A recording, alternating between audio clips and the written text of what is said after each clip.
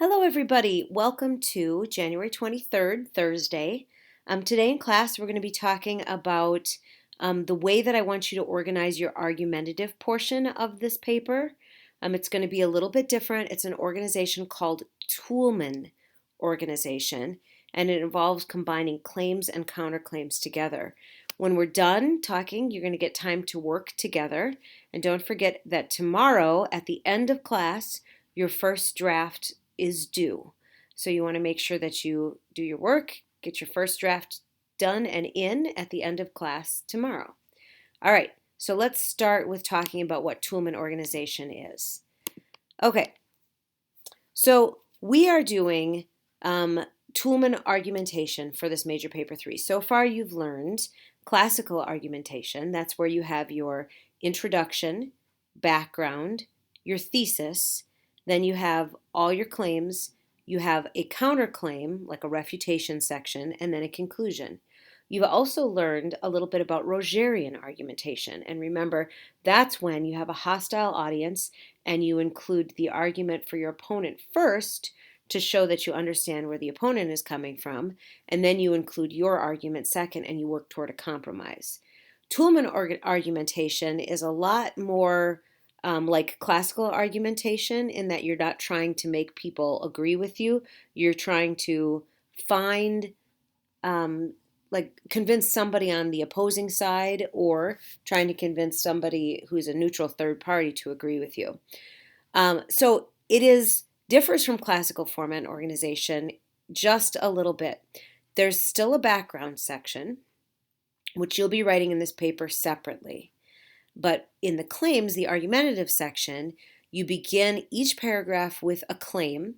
You provide your reasoning behind your claim and your evidence, and then every claim has a counterclaim. So each paragraph or each section where you have a specific claim will also have a counterclaim, and they all kind of work together. So that makes it really easy to split up among your group members because each group member could write one section of the argumentative paper. Each person focusing on a single claim. So your thesis is going to be one of two types of theses. A problem solution thesis, because you're either going to be writing a paper and doing a documentary about something that you see as a problem and you want to highlight what a solution could be, or it's a cause and effect paper and documentary, which is where you see that something around you is being caused by X. So what is the effect of this on the school? And that's not giving any kind of solution, but it's kind of presenting this is the situation, these are the causes, and here are the effects of that situation. Your title for your paper is going to be a rhetorical question without you. And we'll talk a little bit more about this when I am back, hopefully next week. All right.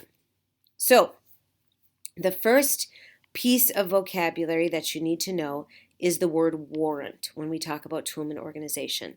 So a warrant is the basis of your argument, and it is considered, you can use it either as an introduction to the whole paper, or you can have a whole separate warrant paragraph after your introduction. So I want you to think about the warrant as being the argument that you base all of your claims around that people would have a hard time arguing against. So take a look at this. So if I was doing a major paper 3 about adoption and different types of adoption, I would write maybe this for my thesis, split thesis. Although for many years closed adoption was considered the norm and healthy for an adopted child, in today's society, open adoption, that's when the adoptive parents and the biological parents know each other and the child knows them as well, is the best choice for adoptive and biological families, solving many problems in the previous setup. So this is clearly a problem solution. I'm offering open adoption as a solution to a problem. Closed adoption, just FYI, is when the adoptive parents don't know who the birth parents are, and therefore the adopted child also doesn't know who the birth parents are unless they do an extensive search once they turn 18.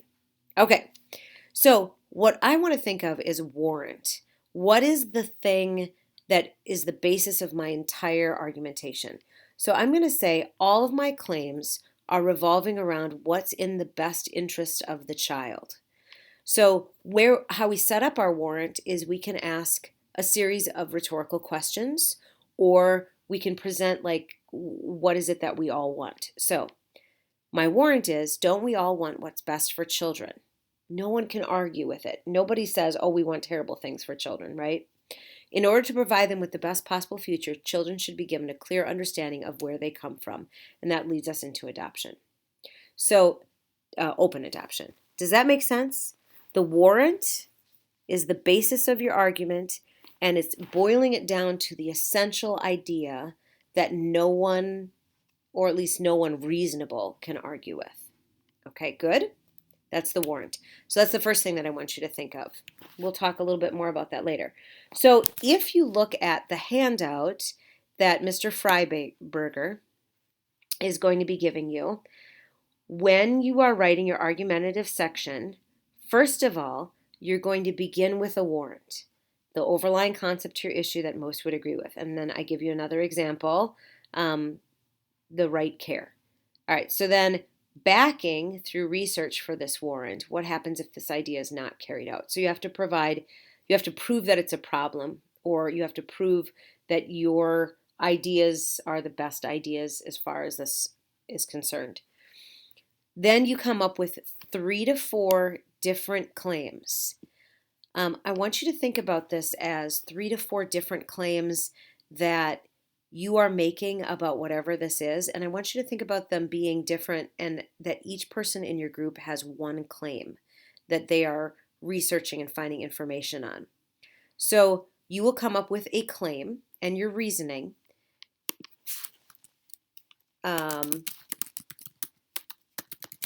for that claim. And then you want to also include evidence.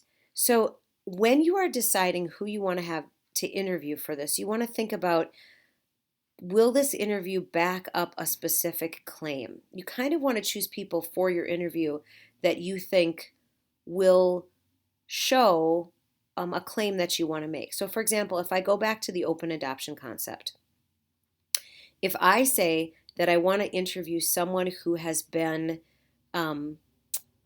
through an open adoption as a parent, like an adoptive parent, then I want to interview them, and I want them to prove the claim that an open adoption is good because it's not a risky situation anymore. A lot of people used to think closed adoption was safer because then the biological parents couldn't come and take the child away, right? However, open adoption these days is so legally binding that that's not an issue. So maybe one of my claims is open adoption is best because it provides a lot of information for the child, and it also is not risky like it may used to have been.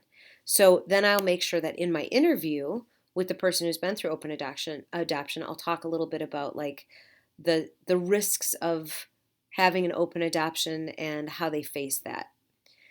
You also want to think about field research and what you're doing for your field research, surveys and experiment, and any kind of outside research, how it supports your claim.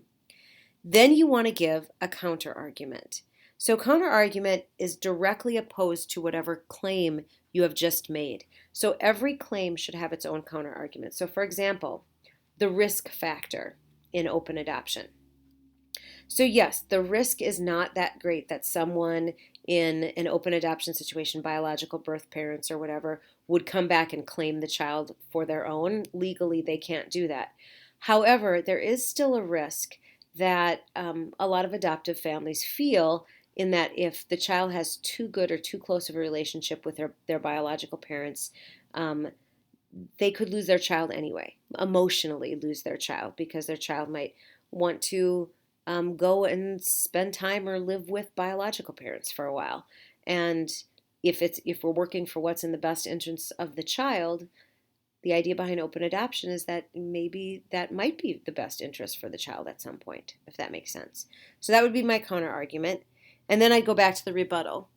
And then I would say that because the relationship between birth parents and adoptive parents is open, but still not as open as, like having people over for dinner every Friday night typically, that situation where emotionally they might feel like they might lose their child is actually fairly rare. And that would be my rebuttal. And I would provide that new research that shows how frequently do um, children of open adoption end up staying with biological parents, which you'll find is not that much.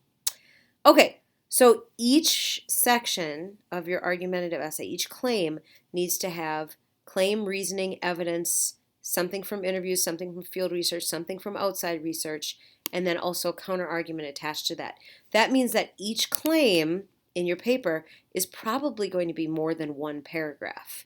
And that's why it's a good idea for you each to split up separate claims and have the one person who you've chosen to kind of be the overseer or the editor of that portion kind of just keep an eye and making sure that all those claims are getting done and kind of help out where is necessary. But everyone in your group should choose a specific claim. We will come back to conclusion, but what I would suggest for your conclusion, remember, is always a big picture. What does this say about American society? What does it say about us in McHenry?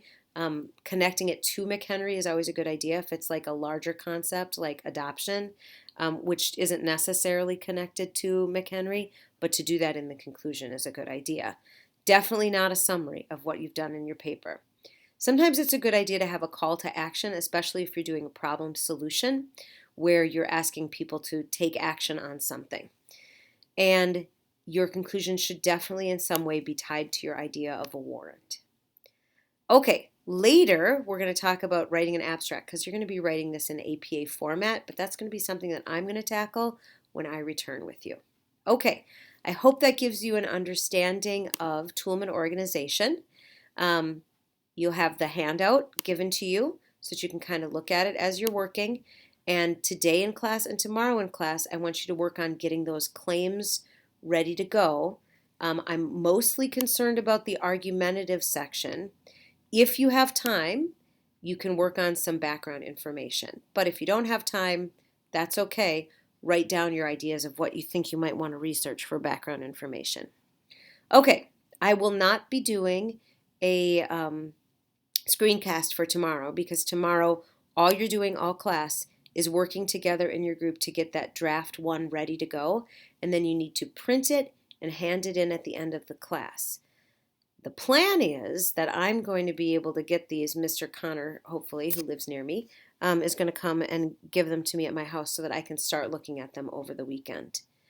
Because I'm hoping that I will be back in school on Wednesday of next week. Okay, have a great day and a great weekend, and hopefully I'll see you next week.